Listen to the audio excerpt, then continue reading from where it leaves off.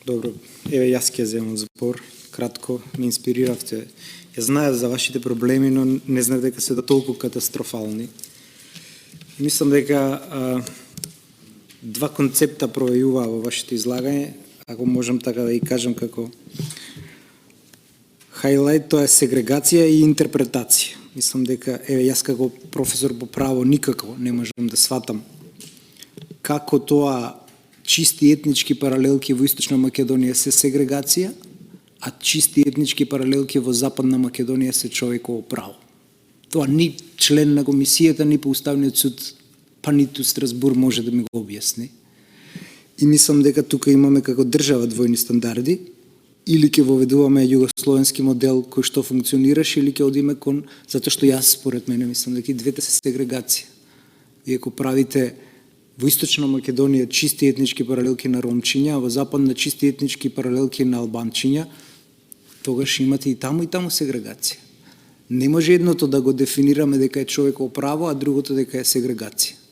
Така што треба да воспоставиме еден национален модел како нас ќе ни функционира основното образование, бидејќи ние имаме загрижувачка тенденција, а тоа е нашите првачиња да учат англиски од прво оделение, а македонски од пето оделение. Што го нема, мислам дека ниту во една држава во светот. А сега е, она што вас ви прави проблем е интерпретацијата. Ние имаме судии кои не знаат да интерпретираат право. Тие прават само голо буричкање по словото на законот. Ние ги вадиме како кадри од факултет оштетени. Тие не знаат да толкуваат право. Не знаат телеолошки, освен нормативно да следат и да видите пресуда обична, само цитирање член врз член врз член. И тоа вас ви ги прави проблемите. Јас сум еден од тие 176 кейсови, веројатно. Прв пат во животот дојдов до Страсбур за она иницијатива со Талјат Џафери.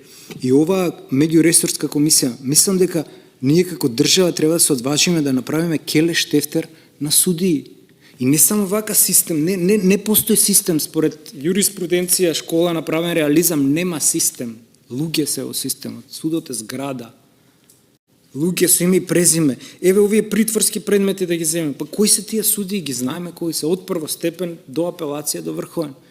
Дајте на таа меѓуресорска да направиме еден келеш тефтер и да го измениме законот за судови и да воспоставиме пракса. Изгубиш ли кейс на Страсбур, не ни требаш, пријател, не од тефтерчето на гордето, од тефтерчето од кое сакаш тефтерче биди, не знаеш да интерпретираш право.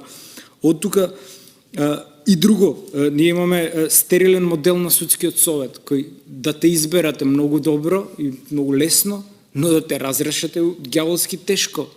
Па само кажете ми колку судии ние сме разрешиле. Трајниот мандат е системска грешка на нашиот систем. Ние не можеме да разрешиме судија, затоа што се штитат внатре. Пробајте, еве, јас сум имал еден кейс во животот од над 250, еден кейс ми прекипело и сум го дал да го разрешам. Или викаат дека ти е преуранета представката, демек треба да чекаш апелација, еве и другиот колега има, треба да чекаш апелација што ќе ти одлучи, а роковите се кратки, или ти вика изнесуваш жалбен навод, демек ние не сме надлежни за тоа што судот суди инконкретно. Не можеш да разрешиш суди едноставно, дајте тогаш да введеме објективни критериуми да ги разрешуваме. Пообјективен од овој нема.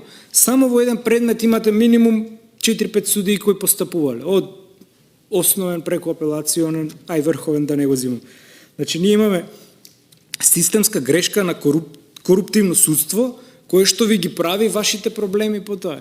И вие имате 180 кейса годишно, а година, значи по 2 дена за кейс имате вие самата. Тоа е невозможно едноставно да го постигнете.